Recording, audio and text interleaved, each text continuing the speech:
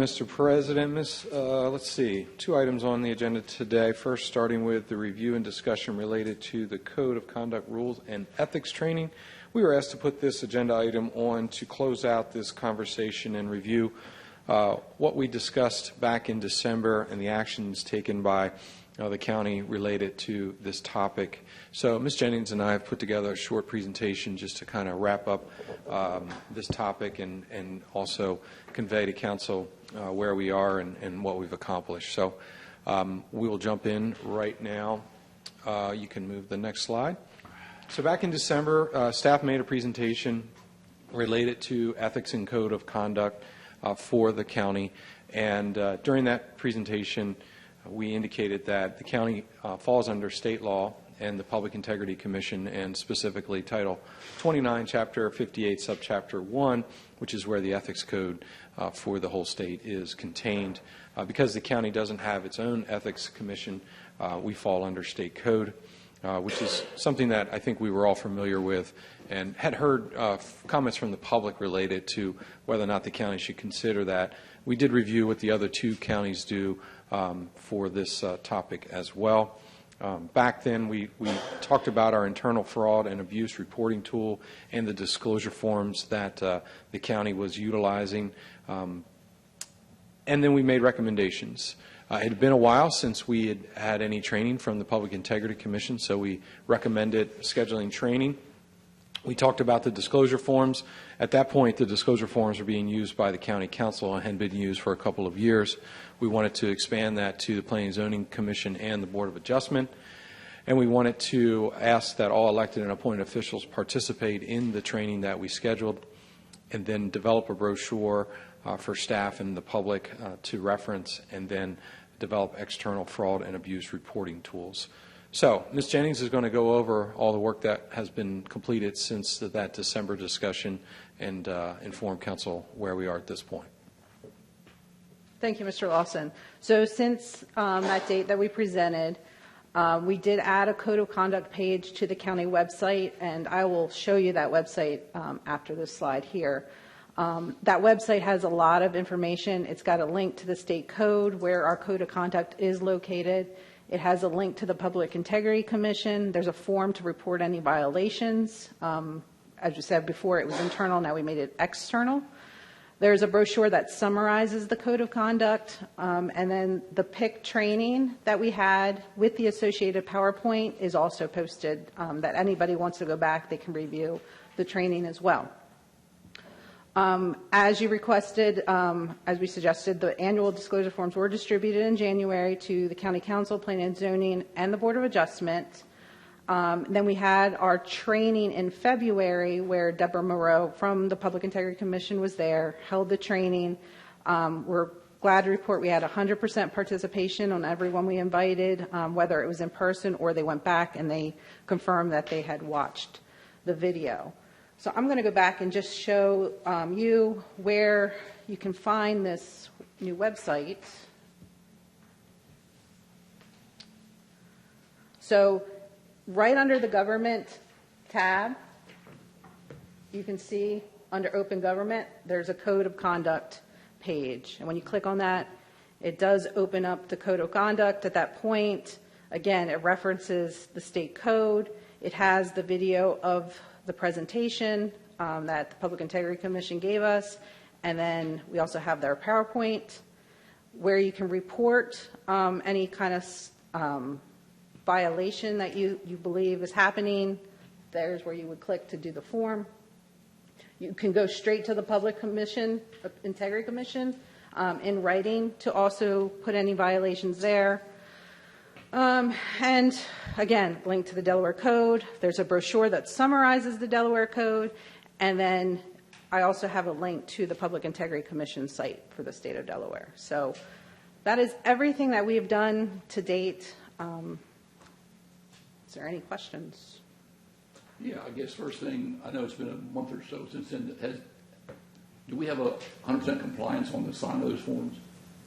So I've collected, everybody signed them except for Mr. Warfel.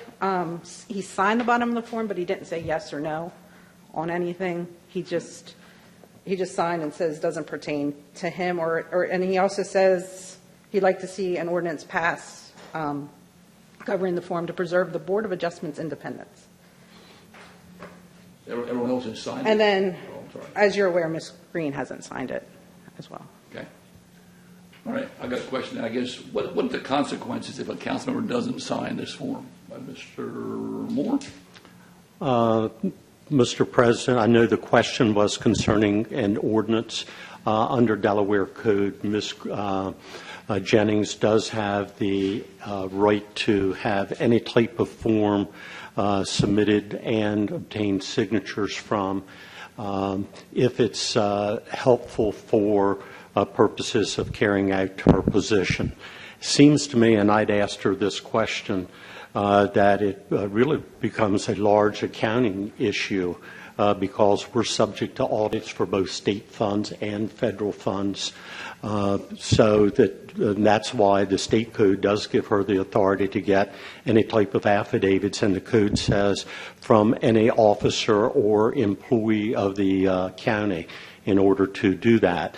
And you get into a compliance issue with the auditors when they're doing their reviews. Now, in regards to federal, the federal under 2 CFR 200, there is very specific requirements that the county have in place and have policies and from everyone so that they know that there's no conflicts of interest whatsoever in granting those funds. And as you know, a very significant portion of our monies come from federal funds. So what is what's the options if a member chooses not to sign? What's the options for moving forward or whatever? Well, there's several different pockets where our money comes from in regards to certain funding sources from state, for example, and dealing with different vendors. And again, this goes to the accounting issue. The Director of Finance could then go to our, I think it's around 2,000 plus vendors and get them to sign something, which obviously is more cumbersome than just getting the council members to sign something. That would be a workaround on those issues, but that does not on the federal monies. I believe looking at the federal code that the option would be for anyone to recuse themselves on any federal funding, on voting on those, if they've not signed, so that we would not be in violation of any of the federal requirements. What are we talking about, Gina, as far as monies that could be an issue, I guess is my question. I don't know. So looking at our financial statements, we've received $14 million, or we spent $14 million of federal funds last year. And that includes water and sewer, airport funding, CDBG, the community development funding. Any of the pass-through grants that we get through DEMA, a lot of that's funded through FEMA. There's a lot. And that does not even include the $45 million that hasn't even been spent for ARPA as well. So there is a lot of federal funds. And I am concerned. I did reach out to the auditors saying, this is what we've established as far as the form is concerned. What kind of internal controls do I have now that I have to somehow revamp and change? And they suggested what Mr. Moore had said, I could reach out to every vendor and ask them for their conflict of interest, who their board members are. But every time council changes, I'm going to have to reach out to another 2,000 vendors. So this was to help meet those guidelines that the auditors were happy with to have this form. So there's options out there, but they are going to be cumbersome, and I just would like to know, as the federal guidance asks, is I've got to report any of the conflict of interest in order to continue to receive that $14 million. Could this potentially impact our AAA credit rating? We could have a finding, so if I continue to operate without having these forms that we were going to have, and I continue receiving these funds, the auditors can then report a federal finding, which then puts us at risk to losing all of our federal funds. And most of our money does come from the federal government. We don't even get this much level from the state. So any kind of findings, that gets reported then to the credit agencies, and then that could also negatively affect our credit rating. So I have a comment. Just a second. So if I understand this correctly, from you or Mr. Moore, somebody, the workaround would be that if a member has not signed the form, they should recuse themselves from voting on anything to do with any federal money for sure. That would be different than the 2,000 vendors that we're discussing, because those 2,000 vendors may have something to do with federal or state monies or the county tax money, for example. But in addition to that, the federal funding, that's a different bailiwick, and that's the one that's very specific, that you have to have the procedures in place, and you have to have some kind of assurance, affirmative assurance that there is no conflict with anyone receiving. They use the term property, but that means monies as well. Sure. Okay. So that really puts Gina in some, whatever, if you're saying we're doing that and we're not doing it, that's not, you're not going to do that, I'm sure, that would not be a good thing, so. Right. Okay, Mrs. Green. So my position was then, and even more so today, that this needs to be an ordinance. That it does sound like it's something that the council needs to put in place. We vote on it, have a discussion, make sure everybody's on board, because there are a couple, where the public can say in what they want to say in, council members can, and so I think it's well worth making this an ordinance. Well, I would disagree with you. Okay. We've signed this for 3 years now. Need no ordinance. Didn't start with an ordinance. There was no motion Yeah, from council. it's probably time to do that with the amount of money, the amount of exposure we have. We have 5 people. We have, there's exposure there. There sure is exposure. I don't understand your comment. What's the difference if it's an ordinance or it's just signing a document? Document going to change. Document's the same thing. Why do we need an ordinance to sign a document to say we're not in conflict? We did start a process, and maybe there have been some things. Does this ordinance does this piece of paper have whatever we had an email? Is it valid? Is there teeth in it? Is there, and maybe there's not. So I am in a position that it does need to come to the council. It has been working. It's a good document. Maybe somebody wants to add or take away. I had questions. My big thing was it says family. Well, who is my family? Is that just me and my husband, or is that relatives? So there was a couple questions that we've really not answered. But my position would be, I think the way to resolve this, rather than going down all that, I think the way to do is to consider and it being an ordinance coming from the council. And I would support that. Okay. Anybody got anything else? Mr. Riley. Didn't we begin this conversation by establishing the authority already exists to do this?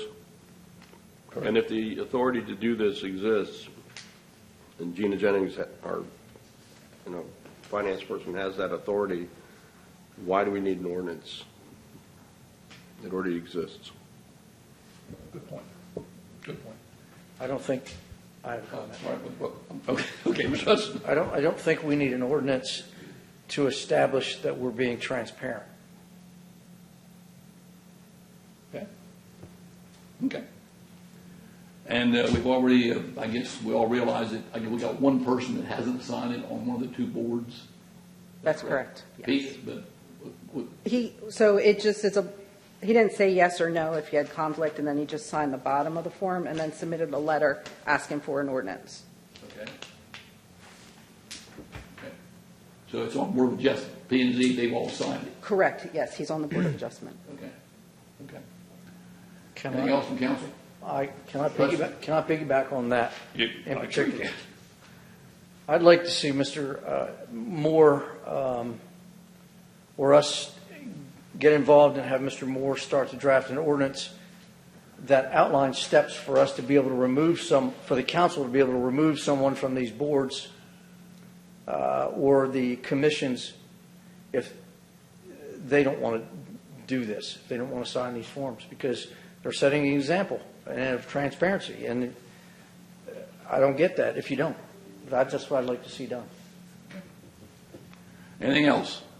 And I'd like to see an ordinance Agreed. written by the county council that brings all that together, that explains why we need to do this, that explains, how our funding is done, and so I'd like to see it come to the council.